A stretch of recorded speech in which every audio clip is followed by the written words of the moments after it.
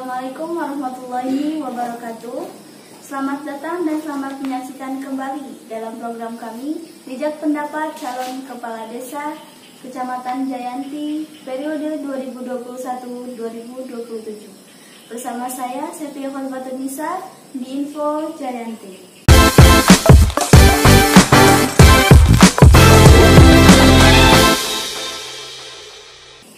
Pada kesempatan kali ini, alhamdulillah saya berkesempatan untuk mewawancara calon kepala desa yang keempat. Sudah bersama kami Bapak Ahmad Didin dari Desa Pangkat, nomor urut 1. Sebelum kita lanjut kepada sesi wawancara, saya persilakan terlebih dahulu kepada Bapak Ahmad Didin untuk menjelaskan sedikit biografi dan memperkenalkan diri. Silakan Pak. Assalamualaikum warahmatullahi wabarakatuh. Saya Ahmad Didin, calon kepala desa Pangkat periode 2001-2007. Di sini saya incumbent ya, jadi boleh dikatakan mantan atau mungkin karena saya juga masih ada jabatan, biografi ya luas ya, atau sedikit pengalaman mungkin ya Pak? Sedikit pengalaman ya, pengalaman saya ya. Alhamdulillah sampai saat ini juga dengan mungkin barangkali saya lebih banyak belajar. Awalnya Desa Pangkat, pesan di 2013-2014 itu desa tertinggal. Dengan belajar dan duduknya saya di desa 2014-15 sampai saat inilah, katakanlah kurang lebih seperti itu. Di pertengahan 2017 Desa Pangkat mulai terlihat sampai 2019 kembali ke program dari 2017, 2018, dari 2000 sampai 2019 dari mulai program P2WKSS, program Kampung KB peringkat provinsi, dari provinsi 2019 hingga ke peringkat nasional. Alhamdulillah pengalaman saya menghantarkan amanah terutama kebutuhan masyarakat ya. Terus kembali ke program, memang itu sudah salah satu program kabupaten, sehingga saya alhamdulillah saya sudah berarti kalau bicara mengangkat, saya sudah mengangkat dari mulai kecamatan, kabupaten sampai provinsi, dan itu juga mewakili keseluruhan desa dari 8 kabupaten. Kalau bicara nasional ya kurang lebih seperti itu. Nah, terus kembali ke pengalaman yang lainnya ya alhamdulillah, yang tadi bicara tertinggal selama masa jabatan saya, kembali ke bangunan sebelum lepas atau akhir masa jabatan saya hampir 90% selesai.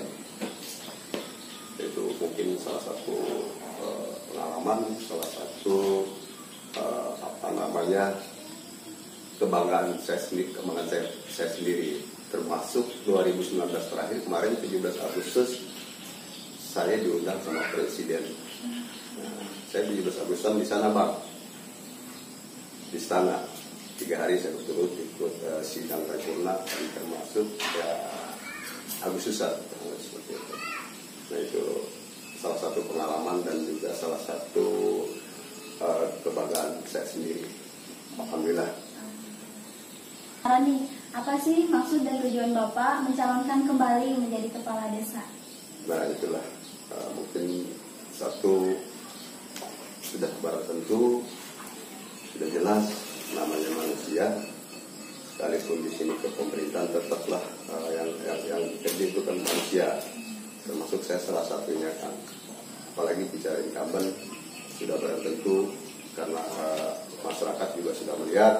Dan mereka juga tidak puas artian upaya usaha saya gitu kan, sehingga di sana ada kata kurang seperti itu, sehingga saya melanjutkan maksud dan tujuan untuk melanjutkan kembali mencalonkan diri itu ya salah satunya melanjutkan kekurangan itu. Dan juga di luar itu juga katakanlah kemarin baik baik, mungkin periode yang akan datang akan lebih baik dari yang kemarin, kurang lebih seperti itu. Jadi sebelumnya Pak, boleh dipaparkan terlebih dahulu apa misi dan visi misi Bapak menjadi atau mencalonkan kepala desa Pak?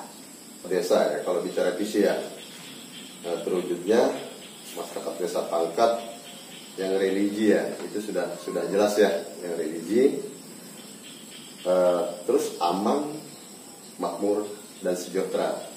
Kalau visi, kalau bicara misi, mungkin salah satunya melanjutkan program kerja yang telah tertuang di RPJM Des, seperti itu.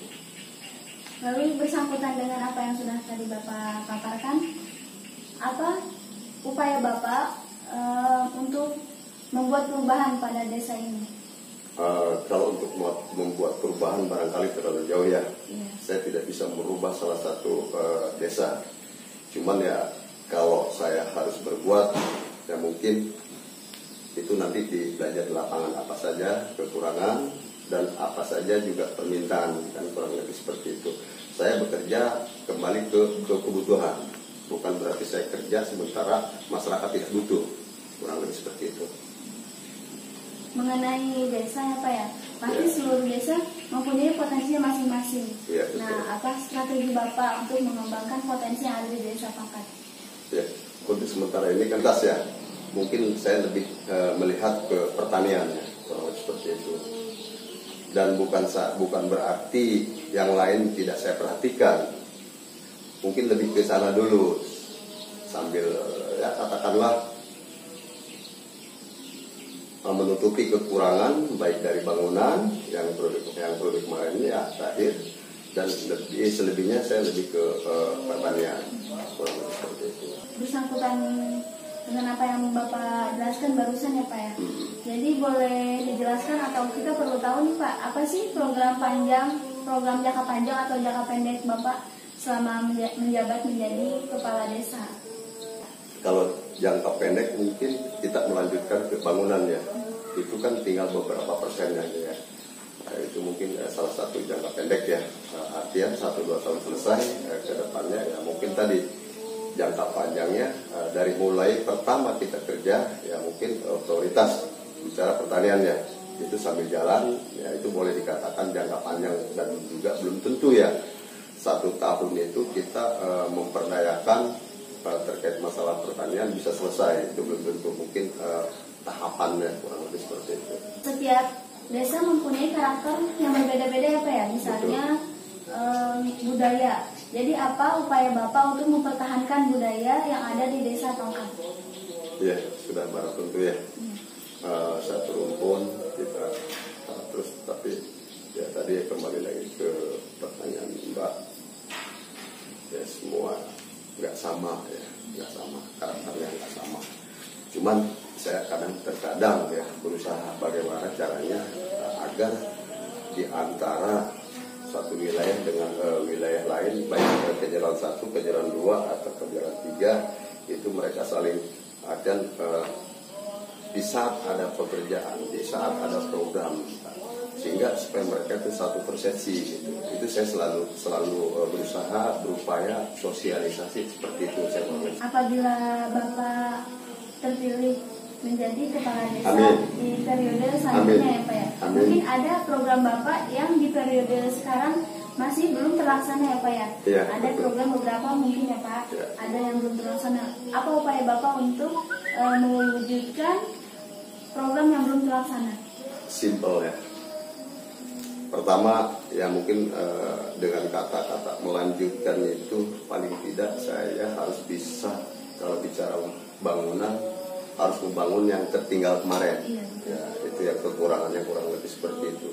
Dan kedua, untuk selanjutnya ya ini saya pribadi ya sudah punya planning lah. Itu tinggal tergantung nanti pelaksananya seperti apa. Yang jelas bangunan yang ada yang sekarang ini saya harus bisa menata dan merawatnya, kurang lebih seperti itu. Nah, satu harapan kami, jangan jadikan pemilihan Pilkades ini menjadi suatu yang menjadikan pemecah belah antara satu pihak dengan pihak yang lainnya. Terima kasih Bapak, semoga betul. apa yang Termasuk tambahan saya juga seperti itu. betul. Jangan sampai silaturahmi kita putus karena demokrasi, karena pilihan. Saya selalu sarankan ke bawah seperti itu. Karena paling susah, paling sulit kita mengenal orang. Walhasil alhamdulillah selama saya duduk di desa 6 tahun saya kenal orang tua. Saya kenal itu siapa, seperti itu. Makanya saya sarankan agar jangan sampai di saat nanti selesai atau menginjak atau selesai pilihan kita putus silaturahmi. Sangat disayangkan kan seperti itu. Ya, semoga yang akan menjadi atau siapapun nanti yang terpilih menjalankan amanah dengan baik dan menjalankan program sebagaimana mestinya. Terima kasih. Mungkin hanya itu. Saya Sepia Khalifatunisa pamit undur diri. Wassalamualaikum warahmatullahi wabarakatuh. Waalaikumsalam.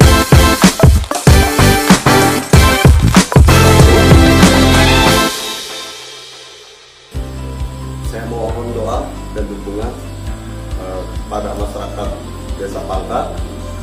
Jangan lupa tanggal 4 bulan Juli 2021 datang ke TPS dan buka kertas suara. Di sana ada nomor 1 coblos calon kepala desa untuk melanjutkan periode kedua, Ahmad Yudi.